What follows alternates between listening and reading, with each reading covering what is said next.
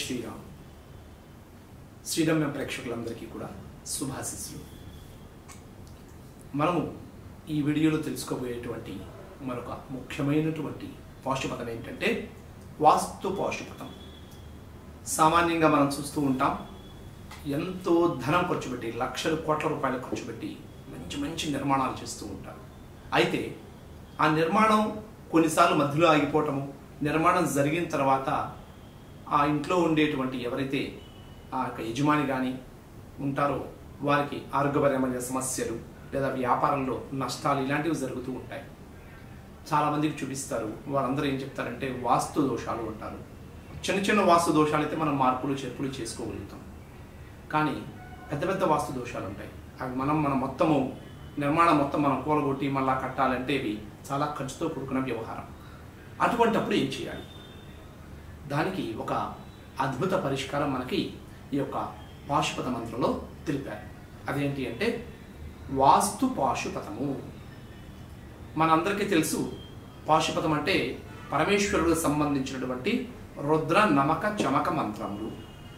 మరి పాశుపత మంత్రాలు ఏంటయ్యా అంటే మనం ముందు వీడియోలలో చెప్పుకున్నట్లుగానే ఏ యొక్క దేవీ దేవతల యొక్క అనుగ్రహానికై మనము ఈ పూజలు చేస్తూ ఉంటామో ఆ దేవీ దేవతలకు సంబంధించినటువంటి మూల మంత్రాన్ని రుద్ర నమకము చమకములలో సంపుటీకరణం చేస్తూ చేసేటువంటి ఒక ప్రక్రియ. మరి ఇప్పుడు మనము వాస్తు పాశుపతం అంటే వాస్తు యొక్క మంత్రాలను మనము ఈ యొక్క సంపుటీకరణం చేస్తాం.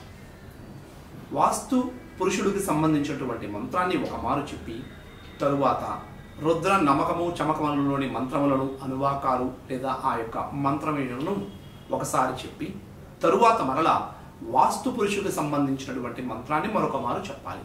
ఇది సంపుటీకరణం అంటాం. ఈ విధంగా సంపుటీకరణ చేస్తూ పరమశివుడికి అభిషేకము, పారాయణము, హవనం చేయాలి. దీనితో పాటుగా వాస్తుకు సంబంధించినటువంటి యంత్రాలను మీ యొక్క గృహంలో ఉన్నటువంటి ఈశాన్య భాగంలో పెట్టుకోవాలి. ఆ విధానాన్ని మళ్ళీ మీకు చెప్తాను ఈ వీడియోలోనే.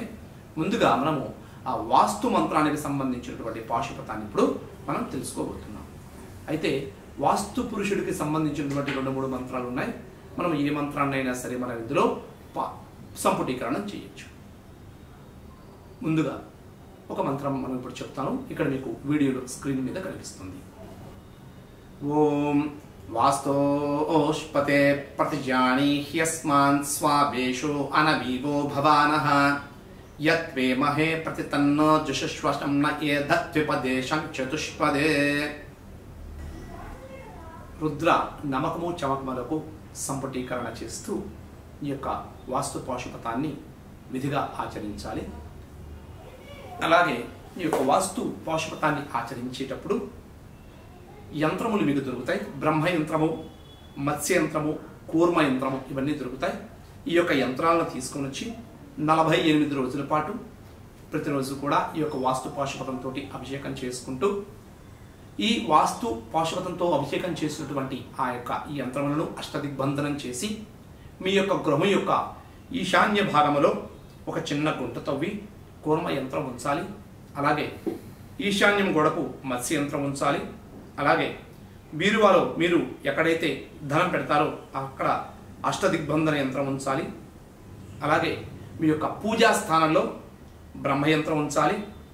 అలాగే ఇంటి మధ్యలో ఏదైనా ఒక గోడ ఉన్నట్లయితే అంటే మీ యొక్క మెయిన్ ఏదైతే ప్రధాన గుమ్మం ఉందో గుమ్మం ఎదురుగా కనిపించే విధంగా వాస్తు యంత్రాన్ని ఉంచాలి.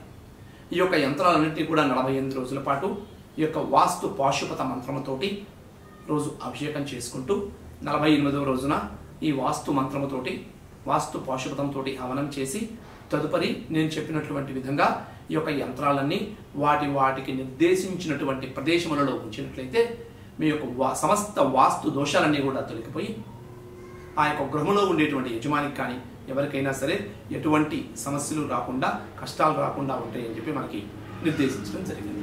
కాబట్టి మీ అందరూ కూడా తప్పకుండా మీకు ఎటువంటివైనా సరే వాస్తు దోషాలు ఉన్నాయని అనుమానాలు కలిగినా ఎవరైనా సరే ఒక సిద్ధాంతి వాస్తు దోషాలు ఉన్నాయని చెప్పినట్లయితే మీరేమీ కంగారు పడాల్సిన అవసరం లేదు. ఈ విధంగా చేసుకోండి. తప్పకుండా మీకు వాస్తు దోషాలు తొలగిపోయి సుఖశాంతులతో ఉంటారని ఆశిస్తున్నాను. జై శ్రీరామ్, జై జై శ్రీరామ్.